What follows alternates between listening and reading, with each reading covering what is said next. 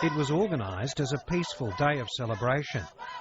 On the 9th of August this year, watched over by a large contingent of police, thousands of indigenous Melanesian people gathered in Wamena, the most heavily populated area of Papua Province's remote highlands. It was United Nations World Indigenous Peoples Day. It may have been a peaceful event, but it wasn't long before gunfire rang out. According to witnesses, police fired above the heads of the crowd. A photographer captured this image. But somehow, Opinus Tabuni, a well-regarded member of the Lapago Tribal Council, was fatally wounded. A long and tense standoff followed. This was a crowd armed with spears and other traditional weapons, which vastly outnumbered the local police, who had a water cannon vehicle on standby. I didn't even, think that they will shoot all of the people. One person is enough to create conflicts. So they knew the attitude of West Papuan. It's Melanesian's culture. Like if you spank somebody, he will going back and spank you back. That's why I think shooting once to triggering conflict, it's easily. As evidence of their belief that someone in authority was trying to spark a major riot, Indigenous rights activists are circulating this photograph of a man who may be holding a gun in front of the police line. They say it was taken moments before the shooting. It's been supplied to NewsHour by a third party, so we can't confirm its veracity or that this man was responsible for the death. Paula Makabori is a human rights worker and a political refugee from Indonesia. I think he's part of the Indonesian security forces. He's an intelligent.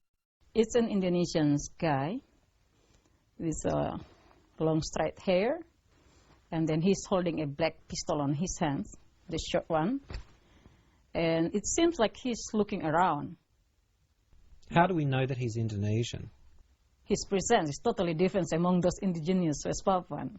If a plainclothes person was held responsible for the shooting incident, there's a very good chance that they're not actually military, but intelligence, belonging to the intelligence community. So you will see somebody acting in that way, perhaps representing military interests. Dr. Damien Kingsbury is an acknowledged expert on the politics of ethnicity in Indonesia. Well, really, the Indonesian military, the TNI, has enormous investments in West Papua. And I don't mean investments in terms of investments in property, but investments in the sense that they get a lot of money out of the place through illegal logging, illegal mining, through rent-seeking, through extortion, and a range of offline activities. And they're very reluctant to allow people who have independence in mind to get a foothold in the province. The spokesman for the Indonesian embassy in Canberra, Dino Kusnadi, says the rally was being held without a legal permit and that a high-level investigation is being conducted into the shooting. The Indonesian government deeply regrets the violence that occurred during that public rally. We are very much aware of that incident. It's been considered both by the provincial government and also by the central government as high importance. We're very open to any claims that can give light on these investigations. I mean, if these claims can be substantiated and then can be passed on to the police by these people, I mean, they've already questioned 46 people. If they want to add to these claims into a more official reports to the police, we welcome that.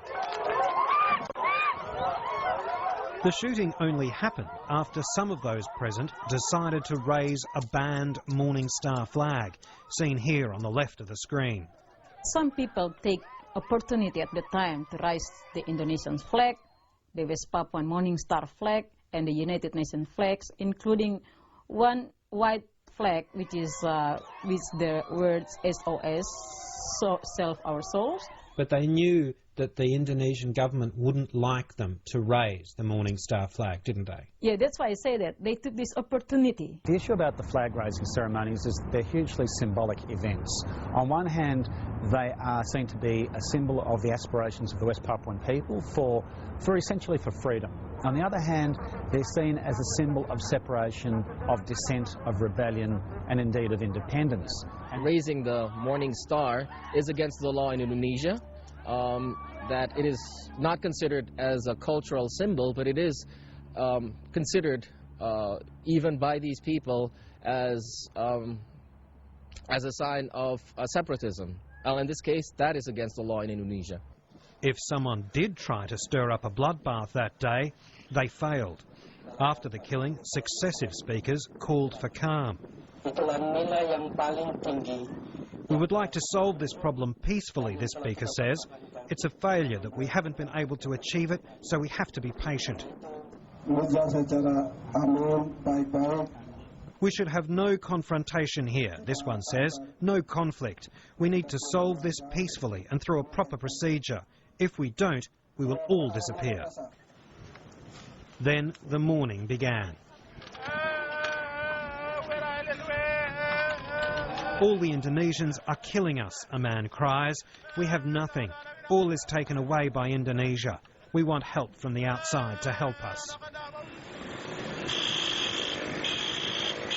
The massive rally, some say numbering 20,000, was then allowed by police to march through Wamena to the home of the dead man.